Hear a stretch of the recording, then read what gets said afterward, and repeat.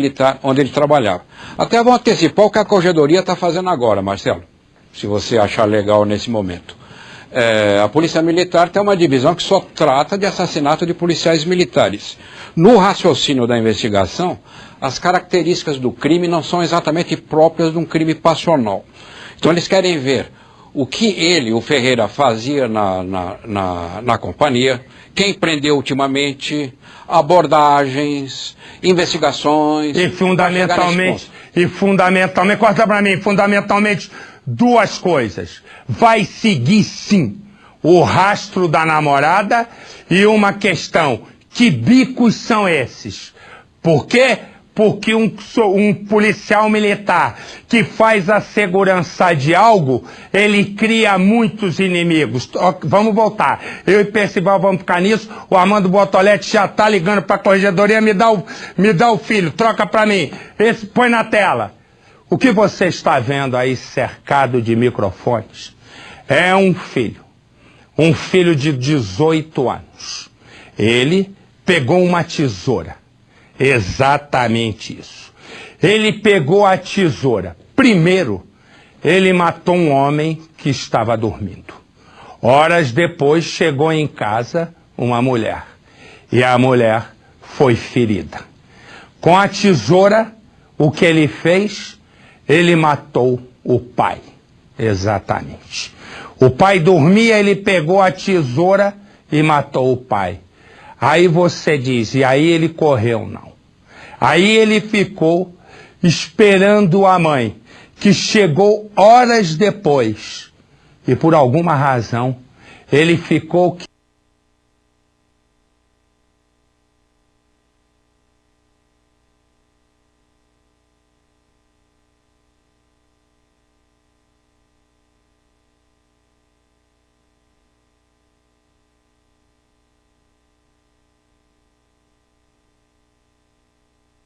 quieto, ali está o pai morto e ele esperando a mãe. Quando a mãe chegou, ele partiu para cima da mãe para matá-la também, mas aí não conseguiu, foi preso. Adivinha, que já adivinhou, qual é o problema do rapaz? Isso mesmo, ele é viciado. Põe no ar. Os vizinhos estavam chocados. Horas depois do crime, Sherlan Perello Doria Andrade, de 18 anos, foi preso em flagrante. Ele estava escondido em casa e aparentava estar desnorteado. Eu vi o espírito, ele deu risada para mim. Segundo os vizinhos, Sherlan matou primeiro o pai. Quando a mãe chegou em casa, algumas horas depois, e viu o corpo do marido, começou a gritar. E também foi atacada pelo filho. Este vizinho ouviu os gritos e foi ajudar. E aí eu não sabia se eu dava socorro a ela, ou se eu chamava a polícia, aí eu não sabia o que fazer. Aí eu pedi ao vizinho que levasse ela e eu ficasse aqui para poder resolver o resto das coisas, né? Para a gente poder entrar. Aí eu não sabia, eu não tinha certeza se ele estava morto mesmo ou não. Chegaram a ouvir alguma briga, alguma discussão? Não teve briga nenhuma. Ele chegou normal, acho que ele chegou, deve ter ido almoçar e dormir. E a mãe chegou também, quando viu já o marido caído, né? Acho que ela gritou, falando que ele voou em cima dela para matar também. E ela só falou pra gente, não entra que ele está armado. Pelo amor de Deus, não entra, que ele matou o pai, vai matar vocês também. E ela estava como? Ela estava com a ferida também? Tá, o pescoço bastante cortado aqui assim, aqui, por aqui também, a gente via também que estava ensanguentada, ela estava toda ensanguentada. Márcia Célia Perello Doria foi socorrida para o Hospital Eládio Lacerre. O corpo do marido dela, Ednildo Santos Andrade, foi levado para o IML. A vizinha, amiga do casal, acredita que o motivo do crime tenha sido as drogas. Ultimamente ele estava se envolvendo muito. E todo mundo sabe que é um caminho sem volta. E se ele começou, era esse o final. Entendeu? Era sempre tirar a vida de alguém. E você vai vendo aí o comandante Hamilton, com imagens chegando em cima. A senhora está toda certa. Raramente o caminho das drogas tem retorno. Em geral é só mão por um lado. Você vai vendo aí várias... Cadê os criminosos? Me mostra os criminosos, Lente Nervosa. Põe lá pros criminosos. Olha isso, Lente. Vamos mostrar os criminosos. Esse Lente. Ai, Lente. Aí, Lente Nervosa. Tá tonto. Sexta-feira, Lente Nervosa. fica assanhado que dói. Você vai vendo, eu tenho as informações com o comandante Hamilton. Hamilton. Pois é, Marcelo, na região norte de São Paulo, homens do 18º Batalhão, 2ª Companhia, prenderam 2 homens, armas, grande quantidade de munições e drogas também. Informação rápida, denúncia anônima, mais uma vez, ação rápida aqui dos homens do 18º Batalhão. Marcelo. E você vai vendo aí a prisão, mas corta pra mim. Cadê o bichinho aqui? Põe a bichinha. Olha que tadinha, põe na tela. O que você tá vendo aí é uma vira-latinha. Você vai ver uma coisa que vai emocionar seu coração. Ela, de repente, ficou assustada e ficou presa debaixo de um carro. Depois deram um nome para ela, Lindinha. O que ela fez? Ficou presa. O carro queria sair, perceberam, desce, vem a cachorrinha. Chamam os bombeiros. E é um resgate feito. O resgate não foi feito com a mente, não foi feito com as mãos. O resgate foi feito com o coração do Corpo de Bombeiros. Põe no ar. A cena é impressionante.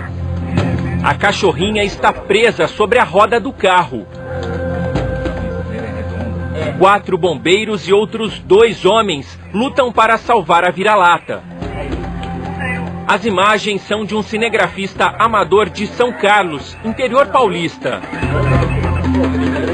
Ninguém sabia como, mas a cachorra ficou entalada entre a suspensão e o amortecedor e não consegue se mexer.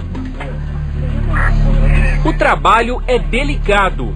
Os bombeiros não podem machucar o animal nem estragar o carro.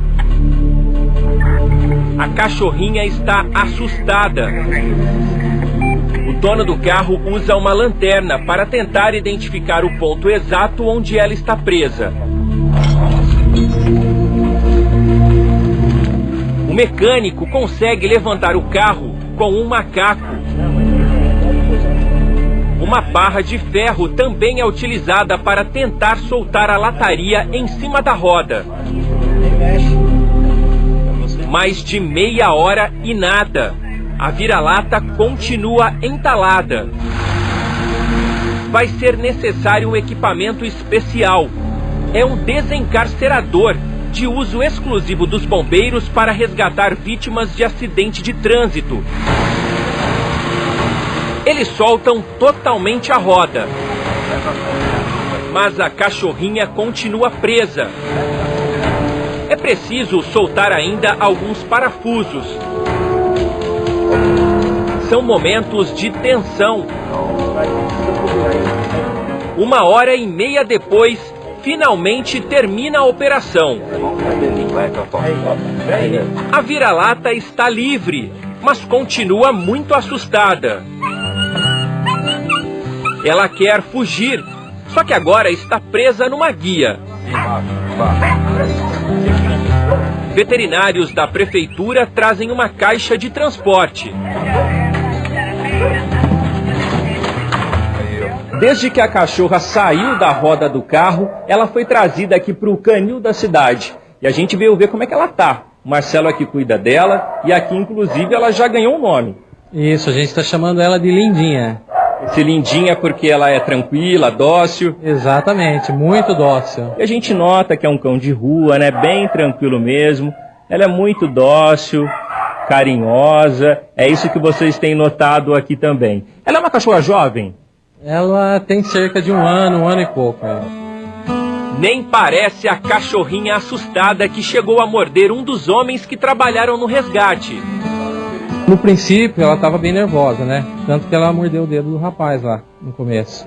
Mas aí depois que ela viu que ela não conseguia mais sair mesmo, aí ela se acalmou. Aí quando eu fui sair... Nós fomos conversar com o dono do carro onde Lindinha ficou presa.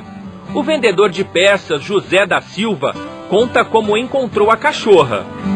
Eu fui abrir a porta do carro, ela rosnou pra mim. Fez um barulho bem forte, eu afastei. E foi quando eu abri a porta e passei, assim, não por cima dela, que ela estava embaixo do carro. Eu abri e pedi para um amigo meu observar ela, porque eu estava embaixo do carro. Não dava mais ia sair com o carro porque podia acontecer alguma coisa. José conta que ligou o carro. Foi então que o animal se escondeu na roda e acabou entalado. Ah, estava agressivo. Toda vez que você tentava mexer nele, ele rosnava e latia e queria morder. José percebeu que precisava de ajuda e chamou os bombeiros. Deu trabalho, mas a cachorrinha saiu viva. Do mesmo jeito como a gente resgata uma vítima presa em ferragem, era uma vítima também que estava presa também, né? Então um dos nossos pilares é a preservação da vida, né? Não importa se seja de animal ou de pessoa, né? José também torcia pela vida de Lindinha, mas também estava preocupado com o prejuízo. O carro tem quase 30 anos e para ele é uma relíquia. O senhor gastou R$85 no mecânico depois para poder arrumar o que aconteceu. Para fazer todo o alinhamento novamente, tanto que eu ia pegar a pista também, ia viajar, né? E eu fiz todo o processo, mas no meu bolso. Apesar disso, ela saiu daqui bem. O senhor ficou feliz? Com certeza. O carro foi consertado. E a saúde de Lindinha? O veterinário ficou preocupado. No local que ela ficou presa, poderia ter uma lesão de coluna e ficar paraplégica, né? Mas graças a Deus não teve nada sério. Hoje a saúde dela está 100%. Mas o destino da vira-lata está indefinido. Assim que terminar o período de observação, ela poderá ser adotada. Tem que esperar um pouquinho ainda, esperar a castração, ela recuperar e aí ela vai para a adoção.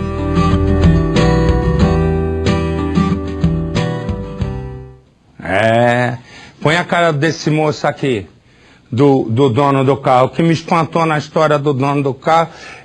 O repórter dizia, não, mas ele estava preocupado com o carro. Aí eu fiquei aqui pensando, pô, mas o cara, cadê o rosto do homem? Ele está preocupado com o carro. Eu tinha dito assim, bota o rosto dele aqui. Eu estava falando com as meninas, eu dizia, mas só fica preocupado com o carro, meu senhor? Em vez de ficar preocupado com a cadelinha, a cachorrinha que estava ali naquela situação. Aí eu, para quebrar a minha cara, né?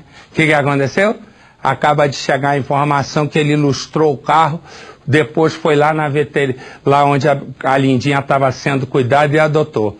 E agora ele é o dono da cachorrinha. Por isso que eu digo, às vezes você fala muito, vai se precipitar. Eu já ia dizer, não. O moço adotou a cachorrinha.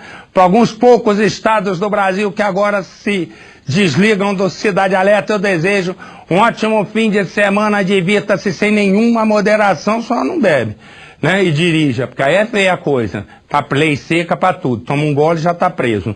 E divirta-se. Para você que está comigo aqui.